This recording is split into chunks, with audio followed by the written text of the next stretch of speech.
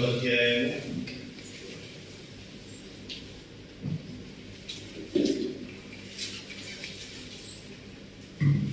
హెబ్రీయులకు రాసిన పత్రిక 11వ అధ్యాయము 15వ వచనం అందరం కలిసి చదువుకుంటాం. కాబట్టి ఆయన ద్వారా మనం దేవునికి ఎల్లప్పుడూ స్తుతియాగం చేయను, అనగా ఆయన నామమునకు కంచు జీవఫలము అర్పించును. కాబట్టి హెబ్రీయులకు రాసిన పత్రిక 11వ అధ్యాయము 15వ వచనంలో ఏమని రాయబడింది? మనము దేవునికి ఎల్లప్పుడూ ఏం చేస్తామంట? స్తుతియాగము చేయను. స్తుతియాగం ఎల్లప్పుడూ ఆయన మనము మహిమపరిచే వారంగా ఉన్నాం, అనగా ఆయన నామమును ఒప్పుకొనొచ్చు. కాబట్టి దేవుని నామాన్ని మనము ఒప్పుకొనొచ్చు. దేవుని నామమును మనం ఒప్పుకొని తర్వాత మన పెదవుల నుంచి జిహ్వాఫలమును అర్పించను. కాబట్టి శ్రేష్టమైనటువంటి అర్పణ దేవుడు కోరుకునేది ఏంటంటే మన పెదవుల నుండి వచ్చేటువంటి జిహ్వాఫలాన్ని దేవుడు కోరుకునేవాడుగా ఉన్నాడు. కాబట్టి ఈ యొక్క జిహ్వాఫలం అనేది మన పెదవుల నుండి వచ్చే యొక్క జిహ్వాఫలము ఏ విధంగా ఉంటుందంటే, రక్షింపబడిన తర్వాత sudden change. Before salvation, after salvation, the total our words, thoughts are different. మనం రక్షింపబడిన తర్వాత మన మాటలు చాలా వ్యత్యాసాన్ని చేకూర్చుకుంటాయి. అంటే జిహ్వాఫలాన్ని దేవుడికి మనం అర్పించే వారుగా ఉంటాం. బిఫోర్ సాల్వేషన్ మనం ఎలా ఉంటాము చూడండి. Proverbs chapter 12 verse 22. సామెతలు 12వ అధ్యాయం 22వ వచనం. సామెతలు 12:22.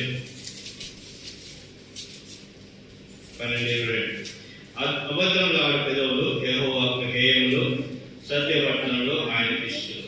కాబట్టి బిఫోర్ సాల్వేషన్ మనం ఎట్లా ఉన్నామంట? అబద్ధంలో ఆడ పెదవులను కలిగి ఉన్నాం. కాబట్టి మన యొక్క మాటల్లో ఏమాత్రం కూడా సత్యం లేకపోయినటువంటి స్థితిలో మనం ఉండే వారంగా ఉన్నాం. వాటి ఎప్పుడు కూడా అసత్యాన్ని పలికే వారంగా ఉన్నాం. సామెతలు 10వ అధ్యాయము 18వ వచనం. సామెతలు 10వ అధ్యాయము 18వ వచనం. అంతరంగంలో పగ ఉంచుకున్నవాడు అబద్ధికుడు, కొండను ప్రచురం చేయవాడు బుద్ధిహీనుడు. కాబట్టి how we are before salvation, రక్షింపబడకుండా ఎట్లా ఉన్నామంట? అంతరంగంన పగ ఉంచుకున్నామంట, ద్వేషాన్ని కలిగి ఉన్నాం. తర్వాత కొండను ప్రచురం చేయవాడు బుద్ధిహీనుడు. కాబట్టి కాని మాటలు, కొండములు ఏ విధంగా ప్రచురం చేసి మనము బుద్ధిహీనులం అయిపోయినాం. కాబట్టి మొదటిగా చూస్తే మన జీవితంలో అబద్ధం ఉంది, దాన్ని బట్టి సత్యాన్ని కోల్పోయిన వారంగా ఉన్నాం. రెండవది అంతరంగంలో పగ ఉంచుకున్న వారు, కొండెములను ప్రచురం చేయవారు. దీన్ని బట్టి మనం ఏమైపోయినామంట? బుద్ధిహీనం అయిపోయినాం. ఏమైపోయినా బుద్ధిహీనం అంటే సత్యాన్ని లేని వారంగా ఉన్నాం. రెండవది బుద్ధిహీనులుగా ఉన్నాం. మూడవది Proverbs chapter 6 verse 17. సామెతలు 6:17. సామెతలు 6వ అధ్యాయము 17వ వచనం. అవే అనగా అహంకార దృష్టి, కళ్ళలాడు నాలుకయు, నిరపరాధులను చంపు చేతులను. కాబట్టి మనం ఎట్లా ఉన్నామంట? కళ్ళలాడు నాలుక. కళ్ళలాడు నాలుక అంటే ఆల్వేస్ లైక్, ఎప్పుడు కూడా అబద్ధం ఆడేదాన్ని కళ్ళలాడు నాలుక అంటారు. తర్వాత ఈ యొక్క నాలుక ఎట్లా ఉంటుందంటే నష్టపరిచేదిగా ఉంటుంది. కాబట్టి ఇతరుల యొక్క ఆత్మీయ జీవితాన్ని నష్టపరిచేదిగా ఉంటుంది. దాన్ని కళ్ళలాడు నాలుక అంటారు. కాబట్టి ఒకప్పుడు మనము దేవుని పిల్లలకు కానీ లేదంటే ప్రజలకు కానీ ఏమాత్రంగా ఉపకారంకు బదులుగా అపకారం చేసిన వారంగా ఉన్నాం. ఇంకా ఎట్లా ఉన్నాం? యాకోబు పత్రిక 1వ అధ్యాయము 26వ వచనం. యాకోబు పత్రిక 1వ అధ్యాయము 26వ వచనం.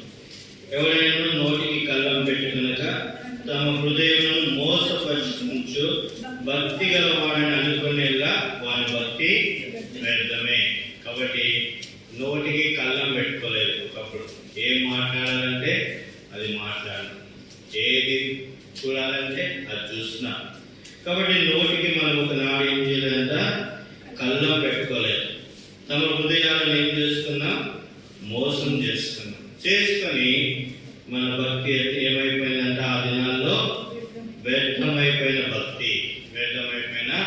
భక్తిలో జీవించిన. చివరిగా మార్కు సువార్త 7వ అధ్యాయము 21వ వచనం. మార్కు సువార్త 7వ అధ్యాయము 21వ వచనంలో ఒక మాట మాత్రమే చూస్తాం, అన్ని చూడం. 7వ అధ్యాయము 21వ వచనం 7:21. ఇవన్నీ అవసరం లేదమ్మా, ఒక మాట మాత్రం చూద్దాం. చదవండి. దేవదూషణ అని ఉంటుంది. 7 లోపల నుండి మనుషుల హృదయంలోని దురాలోచనలు, జారత్వములు, దొంగతనములు, నరహత్యలు, వ్యభిచారములు, లోభములు, చెడుతనములు, కృత్రిమములు, కామవికారములు, మత్సరములు, తర్వాత చివరిగా దేవదూషణ, అహంభావము, అవివేకము. కాబట్టి ఎలాంటి వారు అంటే దేవుణ్ణి దూషించిన వారు, కాబట్టి అహంభావం కలిగిన వారుగా ఇది మన పరిస్థితి. కాబట్టి మన నోటిలో నవ్వు లేదు, నోటిలో ఏమాత్రం కూడా సంతోషం లేదు. కాబట్టి పాపం బట్టి ఏ మానవుడికి కూడా సంతోషం ఉండదు. మొదటిగా మన జీవితంలో చూస్తే అబద్ధంలో ఆడేటువంటి పెదవులను కలిగి సత్యాన్ని విసర్జించిన వారుగా ఉన్నాం. కొండెములు ప్రచురం చేసి భక్తిహీనతను తెచ్చుకున్నాం. తర్వాత కళ్ళలాడు నాలుకలను కలిగి ఉండి అనేక మందిని ఆత్మీయంగా నష్టపరిచిన. నోటికి కళ్ళం పెట్టుకోకుండా ఇష్టానుసారంగా మాట్లాడినాం. తర్వాత దేవదూషణ చేసినాం. అంతేకాదు కీర్తన 101:5 కీర్తనలు 101:5 కీర్తన 101:5 తన పొరుగువారిని చాటున దూషించువారు నేను సంహరించను. కాబట్టి ఒకనాడు ఏం చేస్తున్నామంట, పొరుగు వారిని చాటున దూషించిన. తర్వాత ఇక గర్వించిన హృదయం కలిగిన వారమైన. కాబట్టి ఒకనాడు పొరుగు వారిని చాటున దూషించిన. ఇవన్నీ కూడా మన జీవితంలో చోటు చేసుకుంది. ఇంకా చివరిగా వస్తే మనం దేవదూషకులమైన దేవుని కూడా దూషించిన. పొరుగు వారిని చాటున దూషించడమే కాదు, దేవాది దేవుని మనం దూషించిన వారంగా ఉన్నాం. అది అంతా కూడా యేసుక్రీస్తు వారిని ఎరగకూడము. అయితే యేసుక్రీస్తు వారు ఈ లోకానికి రక్షకుడిగా వచ్చినాడు. ఇలా వచ్చినాడు, ప్రభు రక్షకుడుగా వచ్చినాడు.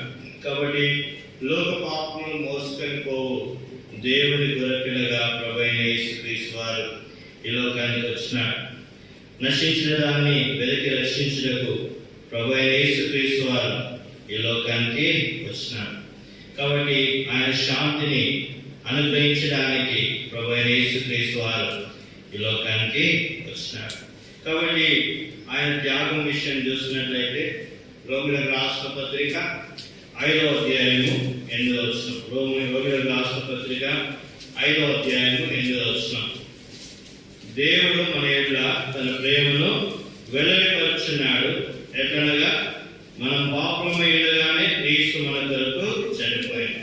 కాబట్టి మనం పాపులంగా ఉన్నప్పుడు, అబద్ధములు ఆడినప్పుడు, అబద్ధములు కలిగినటువంటి నాలుకలు కలిగిన వారమైనప్పుడు, అబద్ధములు కలిగినటువంటి పెదవులను కలిగిన వారమైనప్పుడు ప్రభువు మనల్ని ప్రేమించినాడు. అంటే ఇంకను పాపులంగా ఉండగానే, దేవదూషకులుగా ఉన్నప్పుడే, దేవుని దూషించినప్పుడే మనల్ని దేవుడు ఏం చేస్తున్నాడు, ప్రేమించినాడు. తన ప్రేమను ఏం చేస్తున్నాడు, మన పక్షాన వెల్లడిపరిచినాడు. మనం పాపంగా ఉండగానే క్రీస్తు మన కొరకు ఏమైపోయినాడంట, చనిపోయినాడు. ప్రభు మన కొరకు చనిపోయినాడు.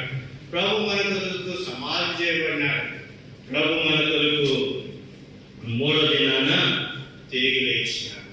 కాబట్టి ప్రభు అయిన యేసుక్రీస్తు వారి యొక్క రక్తము ప్రతి పాపం నుండి కడిగి ఏం చేస్తుంది, పవిత్రంగా చేస్తుంది. యోహాను సువార్త మొదటి యోహాను పత్రిక 1వ అధ్యాయము 7వ వచనం. 1 John chapter 1:17. యేసు రక్తము ప్రతి పాపం నుండి మనల్ని పవిత్రులుగా చేయి. కాబట్టి యేసు రక్తము ప్రతి నుండి మనల్ని ఏం చేసింది? పవిత్రులుగా చేసింది. అంతేకాదు మనల్ని ఆ యొక్క యేసు యొక్క రక్తము పవిత్రపరిచి మనల్ని ఏం చేసింది? ప్రభు దగ్గరికి తీసుకొని వచ్చింది. రాయబడింది మత్తయి సువార్త 11వ అధ్యాయము 28వ వచనం. Matthew gospel chapter 11 verse 28. ప్రయాసపడి భారం మోసుకొంచున్న సమస్త జనులారా నా యొద్దకు రండి, నేను మీకు విశ్రాంతి కలుగజేయుదును. కాబట్టి ప్రభు మన పాప భారాన్ని మనం మోసుకొని పోచుండగా ప్రభు మనల్ని పిలిచినాడు, సువార్తతో పిలిచినాడు. మన పాప జీవితాన్ని మార్చడానికి ప్రభు మనల్ని పిలిచి ఆయన దగ్గర తీసుకొని వచ్చి ఆయన మనకి ఏమిచ్చినాడు? శాంతి సమాధానము ఇచ్చినాడు. కాబట్టి అంతేనా? యోహాను సువార్త 1వ అధ్యాయము 9వ వచనంలో, యోహాను సువార్త 1వ అధ్యాయము 9వ వచనం, మన పాపములను మనం ఒప్పుకొనేలా ఆయన నమ్మదైన వాడును నీతిమంతుడు కనుక ఆయన మన పాపములను క్షమించి సమస్త దుర్నీతి నుండి మనల్ని పవిత్రులుగా చేయండి. కాబట్టి ప్రభు దగ్గర ఎప్పుడైతే మనం పాపాలు ఒప్పుకున్నామో ఆయన నమ్మదగిన వాడు నీతిమంతుడు కనుక ఆయన ఏం చేస్తున్నాడు?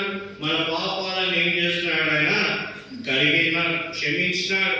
క్షమించి ఏమైనాడు? ఆయన మనకు రక్షకుడైనాడు.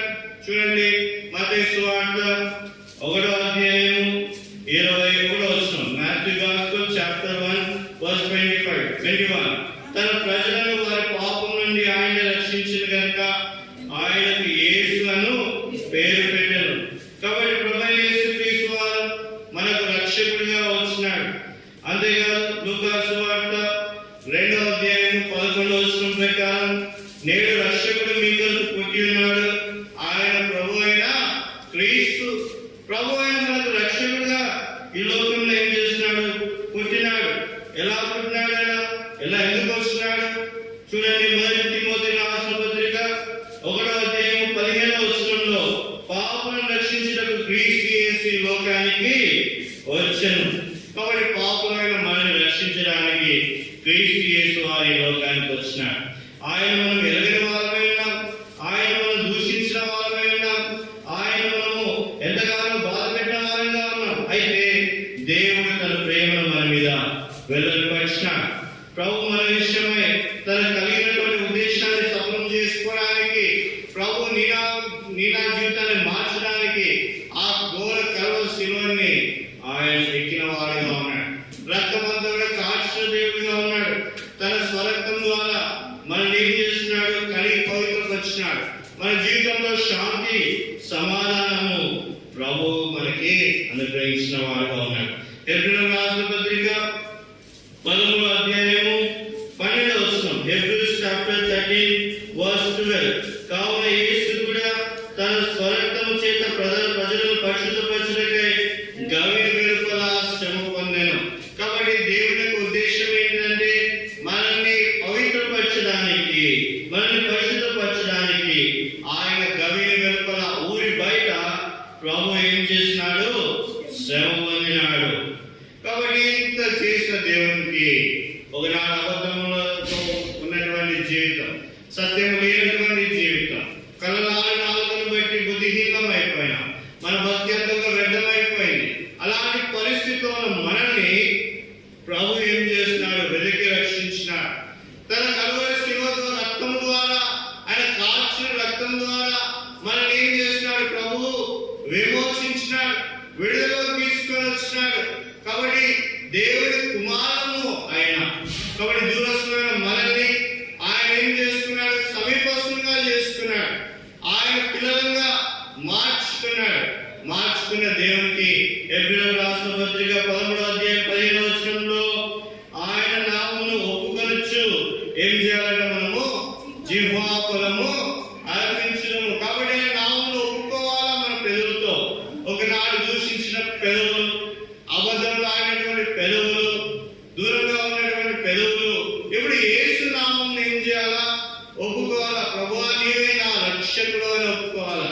కాబట్టి ప్రభువా నీవే నా రక్షకుడు, నీవే నా దుర్గము, నీవే నా ఆశ్రయము అని ఒప్పుకొని ఆయనకు మనం ఏం చేయాలా? జిహ్వా ఫలమును అర్పించాలా. ఎలా అర్పించాలా? హోషేయ గ్రంథం 14వ అధ్యాయము 2వ వచనం. హోషేయ గ్రంథం 14వ అధ్యాయము 2వ వచనం. హోషేయ 14:2. మాటలు సిద్ధపరచుకొని యెహోవా యొద్దకు తిరుగుడి. కాబట్టి యు కెన్ గ్యాదర్ వర్డ్స్. నువ్వు ఏం చేసుకోవాలా? మాటలు సిద్ధపరచుకోవాలా, దేవుని దగ్గరికి తిరగాల, దేవుని స్తుతించాలా. ఒకనాడు నీ నోటి నుంచి అబద్ధంలో వచ్చినటువంటి ఆ పెదవుల నుండి ఇప్పుడు పరిశుద్ధమైనటువంటి మాటలు సిద్ధపరచుకొని ఆయన పూజించడానికి, ఆయన గొప్ప చేయడానికి, ఆయన ఆరాధించుటకు మాటలను సిద్ధపరచుకొని ఆయన ఎదుట మనము తిరగాల. ఆయన ఎదుట మనం ఏం చేయాలా? సాగిలపడాలా. ఒకనాడు దేవదృష్టిలో చేసిన మనము ఇప్పుడు మాటలు సిద్ధపరచుకోవాలా. యేసు నామమును ఒప్పుకోవాలా. ప్రభువాని నా రక్షకుడని ఒప్పుకోవాలా. ప్రభువాని కాచిన రక్తం ద్వారానే నా పాపాలు కడగబడ్డాయని ఒప్పుకోవాలా. ఒప్పుకొని ప్రభువుని మనం ఏం చేయాలా?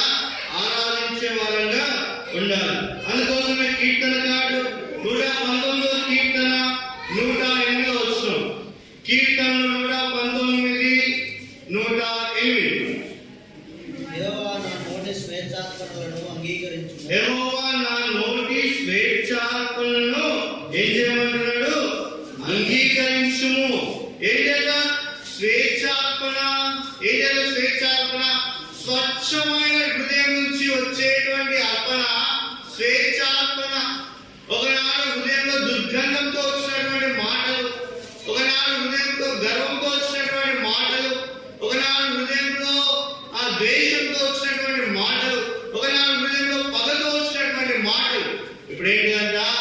ఏమంటున్నాడు భక్తుడు? ఇప్పుడు నా నోటి స్వేచ్ఛార్పణ నీకేం చేస్తాను? అర్పించేదను. కాబట్టి స్వచ్ఛమైన హృదయం నుంచి వచ్చేటువంటి మాటలు. కాబట్టి స్వచ్ఛమైన హృదయం ఎక్కడి నుంచి వస్తుంది? ఎలా వచ్చింది? యేసు రక్తం ద్వారా మన పాపాలు కలిగింది. కాబట్టి పాడైపోయిన హృదయం ఇప్పుడు ఏమైపోయిందంట? స్వచ్ఛమైన హృదయం అయిపోయింది. కాబట్టి ఇప్పుడు ఈ స్వచ్ఛమైన హృదయంలో నుండి వచ్చేటువంటి మాటలు ప్రభువుకి ఇవ్వాలి.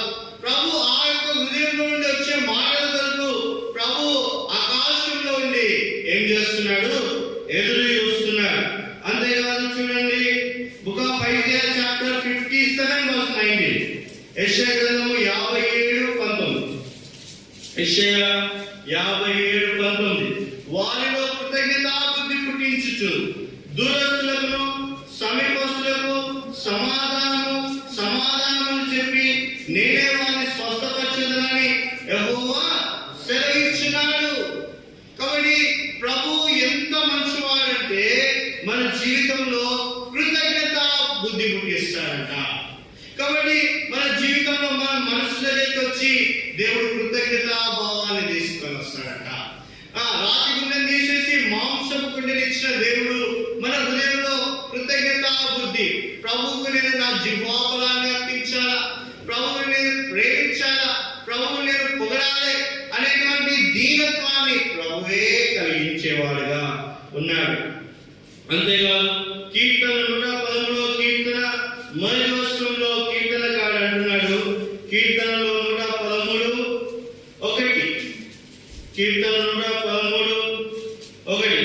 యెహోవాను స్తుతించుడి, యెహోవా సేవకులారా ఆయనను స్తుతించుడి. 9వ వచనంలో రాయబడింది యెహోవాను స్తుతించుడి. 8వ వచనం ఆయన నేల నుండి దరిద్రులను లేవనెత్తువాడు, పెంట కుప్ప మీద నుండి బీదలను పైకెత్తువాడు. స్తుతించుడి ఆయన కొనియాడి ఆయన్ను నిత్యము సన్నిధింప. యెహోవా 2వ వచనంలో అన్నాడు యెహోవా నామము సన్నిధింపబడును గాక. 3వ వచనంలో సూర్యోదయం మొదలుకొని సూర్యాస్తమయం వరకు యెహోవా నామము స్తుతినందదగింది. ఇక ఏ ఆలోచన అవసరం లేదు. దేవుని స్తుతించుడి, స్తుతించుడి, స్తుతించుడి. దేవుని గణపరచుడి, గణపరచుడి, గణపరచుడి. ఇక ఏ భావం అవసరం లేదు.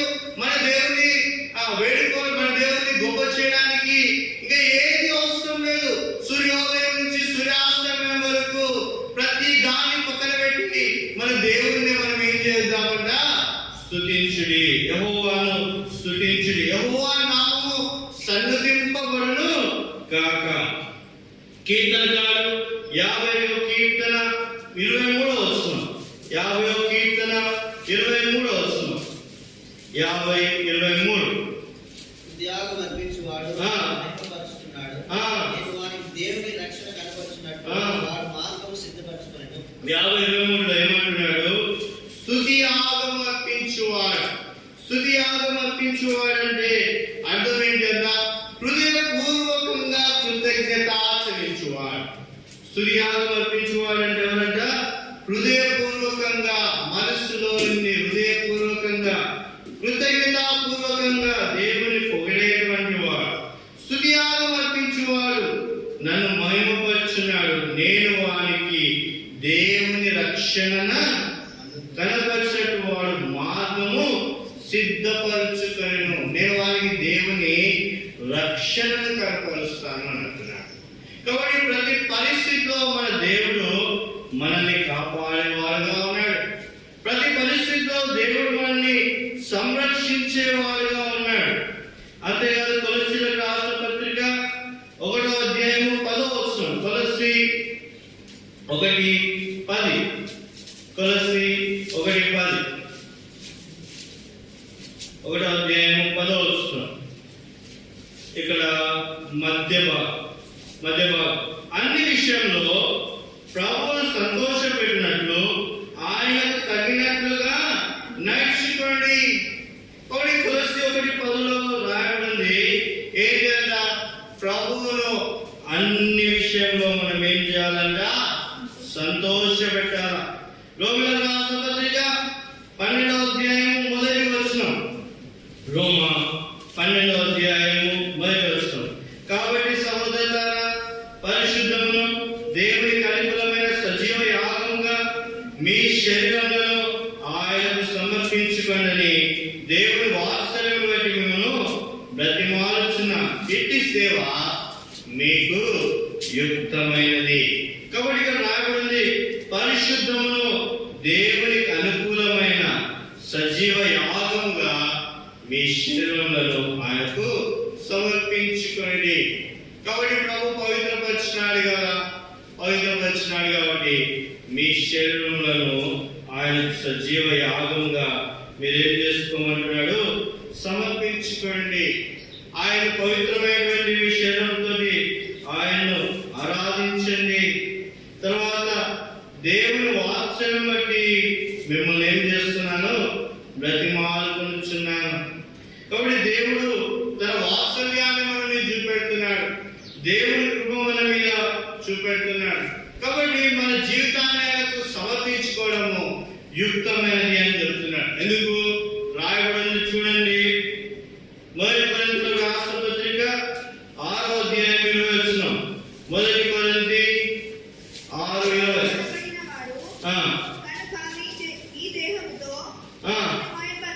కాబట్టి 6:20లో రాయబడింది విలువ పెట్టి కొనబడిన వారమంట. ఎవరమంట? మనము విలువ పెట్టి కొనబడిన వారు కనుక మీ దేహంతో దేవుని ఏం చేయండి? మహిమపరచుడి. మనం ఊరికే కొనబడలేదంట, విలువ పెట్టి కొనబడినాం. ఎంత విలువ పెట్టి కొనబడినాం చూసినాం కదా. దేవుడు తన స్వరక్తం ఇచ్చి సంపాదించిన సంఘం, విలువ పెట్టి కొనబడిన వారు.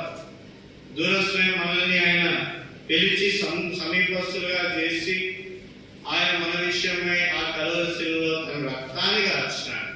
అంటే మన పాపం విషయమై మనము పరిహరించుకోవాలా. అయితే దేవుడు కరుణామయుడైనటువంటి దేవుడు తన స్వరక్తాన్ని ఇచ్చి మనల్ని ఏం చేస్తున్నాడు?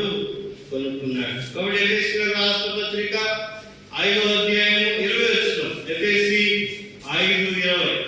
ఎఫెసీ 5వ అధ్యాయము 20వ వచనం. 5వ అధ్యాయము 20వ వచనం. మన ప్రభువైన యేసుక్రీస్తు పేరిట సమస్తమును గూర్చి తండ్రి అయిన దేవునికి ఎల్లప్పుడూ కృతజ్ఞతాస్తుతులు చెల్లిస్తున్నాం. కాబట్టి తండ్రి అయిన దేవునికి క్రీస్తుని బట్టి ఎల్లప్పుడూ కృతజ్ఞతాస్తుతులు చెల్లిస్తాను. ఎందుకంటే దేవుడు లోకాన్ని ఎంతో ప్రేమించి తన అద్వితీయ కుమారుని ప్రభువైన యేసుక్రీస్తు వారిని మన విషయమై ఆయన అర్పించినాడు, అనుగ్రహించినాడు. కాబట్టి ఒక మానవుడు లౌకిష్టికి అందరూ ఆకలి తీయడానికి ఎవరైనా ఒక గొర్రెని సమర్పించుకుంటే ఎంత సంతోషపడతాం, లేదా ఒక స్వీట్ని సమర్పించుకుంటే ఎంత సంతోషపడతాం. అలానే ప్రభు దేవాది దేవుడు తన స్వంత కుమారుని ఏం చేస్తున్నాడంట, మన విషయమై అర్పించుకున్నాడు. తన సొంత కుమారుని మన కొరకు ఇవ్వకుండా విడదీయలేదు. కాబట్టి దేవుడిని మనం ఏం చేయాలా, స్తుతించాలా, ఆరాధించాలా, స్తుతియాగం అర్పించాలా. కాబట్టి ఇక్కడ రాయబడింది ఏంటిదంట, ఎఫెసీయులకు రాసిన పత్రిక 5వ అధ్యాయం 20వ వచనంలో తండ్రి అయిన దేవునికి ఎల్లప్పుడూ కృతజ్ఞతాస్తుతులు చెల్లించుదును. ఎల్లప్పుడూ, not only today, not only yesterday, నిన్న ఈ రోజు కాదు, ఎల్లప్పుడూ నేను బ్రతికేంత వరకు నా దేవునికి నేను ఏం చేస్తాను, కృతజ్ఞతాస్తుతులు చెల్లించాను. కాబట్టి నేను బ్రతికినంత వరకు ఆయన కృతజ్ఞతాస్తుతులు చెల్లించినా గానీ ఆయన త్యాగాన్ని నేను, ఆయన రుణాన్ని నేను తీర్చుకోలేను. ఫిలిప్పీయులకు రాసిన పత్రిక 4వ అధ్యాయము 6వ వచనం. ఫిలిప్పీయులకు రాసిన పత్రిక 4వ అధ్యాయము 6వ వచనం. దేని గురించి చింతపడకూడదు కానీ ప్రతి విషయంలో ప్రార్థన విజ్ఞాపనల చేత కృతజ్ఞతాపూర్వకంగా మీ విన్నపములను దేవునికి తెలియజేయండి. కాబట్టి కృతజ్ఞతాపూర్వకంగా దేవునికి మన విన్నపాలను తెలియజేస్తే ప్రభువు వాటిని అంగీకరించి తన తగిన సమయంలో, తన సొంత సమయంలో మన యొక్క విన్నపాలను తీర్చేవాడుగా ఉన్నాడు. ఎందుకు కృతజ్ఞతాపూర్వకంగా దేవునికి మన విన్నపాలను సమర్పించాలంటే ప్రభువు మన యొక్క విన్నపాలను వింటాడు అనేటువంటి నిశ్చయత ఎప్పుడైతే ఉంటుందో కృతజ్ఞతాపూర్వకంగా మనము ఆయన దగ్గరికి వచ్చే వారంగా ఉంటాం. అంతేకాదు చివరిగా మొదటి తెస్సలోనికీయులకు రాసిన పత్రిక 5వ అధ్యాయము 17వ వచనం. 1 Thessalonians chapter 5. మొదటి తెస్సలోనికీయులకు రాసిన పత్రిక 5వ అధ్యాయము 17వ వచనం. మొదటి తెస్సలోనికీయులకు రాసిన పత్రిక 5వ అధ్యాయము 17వ వచనం చదవండి. యేసుక్రీస్తు నందు ప్రతి విషయమందు కృతజ్ఞతాస్తుతులు చెల్లించుడి. అంటే ప్రతి విషయం ఎప్పుడైనా ఏంటంట, దేవునికి మనం ఏం చేయాలా, కృతజ్ఞతాస్తుతులు చెల్లించాలి. కాబట్టి ప్రభువుని ఎందుకు ఉదయకాల సమయంలో వచ్చి ఆరాధించడానికి వచ్చినామంటే మన దేవుడు మన జీవితాన్ని మార్చినాడు. ఒకనాడు మన జీవితంలో అబద్ధములు ఆడేటువంటి పెదవులను కలిగి ఉండి దేవునికి హేతులంగా, సత్యానికి దూరంగా ఉన్న వారంగా ఉన్నాం. కొండములను ప్రచురం చేసి భక్తిహీనంగా మార్చబడినాం. కలలాడి నాలుకను కలిగి ఉండి అనేక మంది విషయంలో అబద్ధాలు చెప్పి అనేక మందికి నష్టపరిచిన వారంగా ఉన్నాం. దేవుని ప్రజల్ని నష్టపరిచిన వారంగా ఉన్నాం.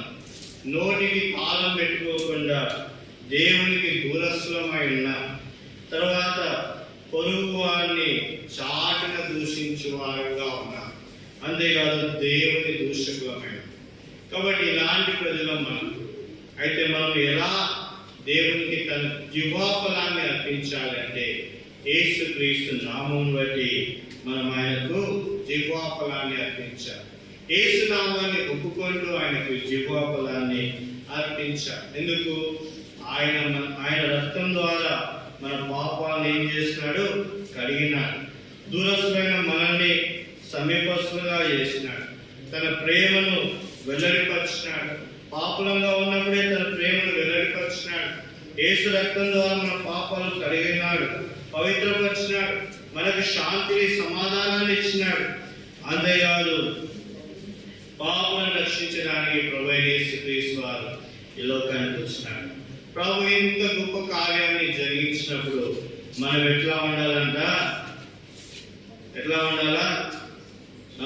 మనము ఆయన నామమును ఒప్పుకుంటూ ఆయనకు జిహ్వా ఫలాన్ని సమర్పించాలి.